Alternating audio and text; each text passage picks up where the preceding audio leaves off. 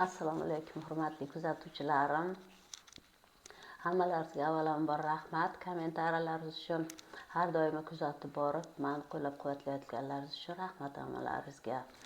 Bugun mana Xudo xolasa shanba bozor damlarni olib oldik.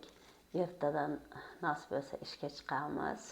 Yana jonajon kollektivimizga qaytamiz. Shu borasida men sizlarni bugun bir kulishaylik deb sizlarga bitta anekdot aytib bermoqchi bo'ldim. Mana shu kollektiv borasida. Hammamiz kollektivimiz bor, Xudoga shukr, ishlaymiz. Mana shu bitta nima anekdot bor ekanda.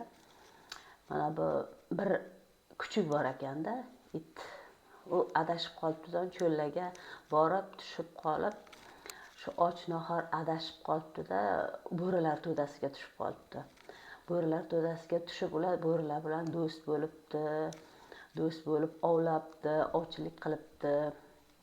Da yeb, ichib, yashab kunlar o'tibdi. Kunlar o'tgandan keyin bir kun kelibdiki, bo'rilar ham och qolib ketibdi. Hamma hech yoqdan ovqat topa olmay qolibdi-da, och qolib ketibdi-da. Iloji yo'q, majburlikda mana shu itni go'shtini yebdi ular. Yeb bo'lib, qorni to'q bo'lib, hammasi o'ltiribdi-da, endi debdi bu itni debdi, suyaklarini ko'mish kerak debdi. Yaxshi emas debdi, ko'mibdi bular. Suyakni ko'mibdi-da, endi bunga debdi, nima deb yozib qo'yamiz endi bu debdi. Bunga bir narsa deb yozish kerak-ku debdi. Birov aytibdi, do'st deb yozaylik debdi. Birov aytibdi, do'st bo'lsa yeb qo'ydik-ku go'shini debdi. Birov aytibdi, dushman deb yozaylik desa, dushman bo'lsak debdi, do'st bo'lib bizga yurdi bu necha vaqtdan beri debdi.